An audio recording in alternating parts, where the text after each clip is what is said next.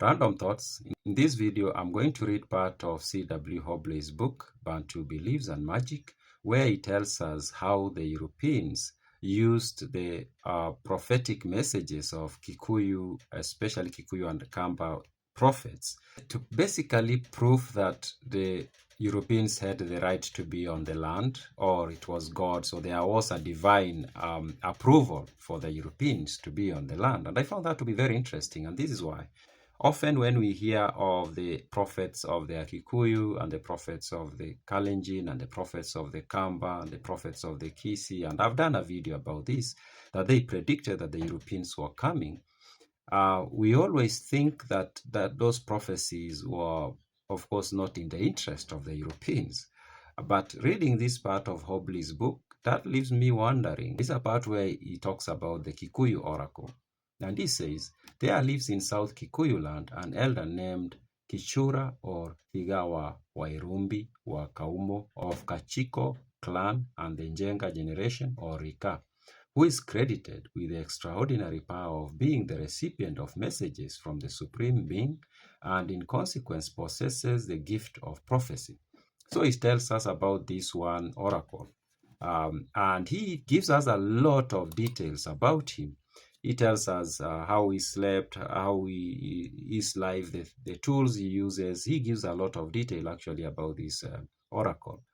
But then there is this part that he writes that make me start doubting a few things. He says he gave examples of the kind of messages he received on one occasion, some time before the advent of Europeans.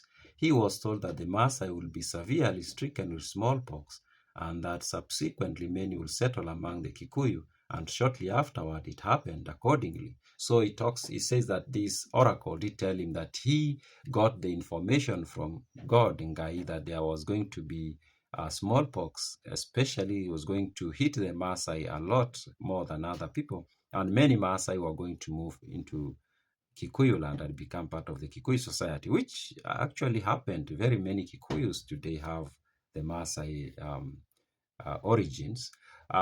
Then this is now where he says something that makes me doubt a few things. He says, on another occasion, he was told that the white race will enter the country and that they and the Kikuyu will live side by side in this country, and now that has come to pass.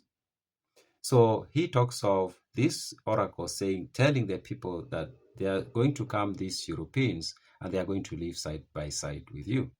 And he leaves it at that, which kind of like says, yeah, this was prophesied. And so what is happening now? This is 1910s and 1920s. So we have to take that into consideration. So he's basically saying the Kikuyu needs to accept that the Europeans are here and they have a right to be here. Even God, the divine being, has approved it, basically. There's no talk of, there's prophecy that one day they will go. There's only prophecy that they are here and they are going to be your neighbors. Now, the same prophecy, he talks about a similar prophecy that was made by another oracle, but this time from the Akamba people. And this is what he writes. In Ukamba, many years ago, a famous medicine man, Kathengi by name, is said to have prophesied the coming of the white men and their domination of the country. So again, it's about using this prophecy as an approval by the divine for them to be here. So when we hear of these prophecies today, we often think the way they have been always been told is that the Europeans will come and they will go. But during this time, that's not how they were being interpreted, especially by the Europeans. They were being interpreted as meaning we are here and God allows or approves us being here. God has even told you people through your own oracles that we are coming and you're going to be part of you. We live next to you and we even dominate you. And that's what the divine God requires or has approved to happen.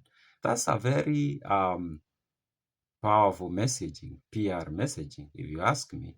Maybe there was some prophecy, but I'm doubtful to some extent. I'm doubtful that there's a possibility this was part of the larger PR. Maybe words of the people who say these words were taken and then they were packaged in a certain way and then released to the population and then people believed some very weird stuff about colonization.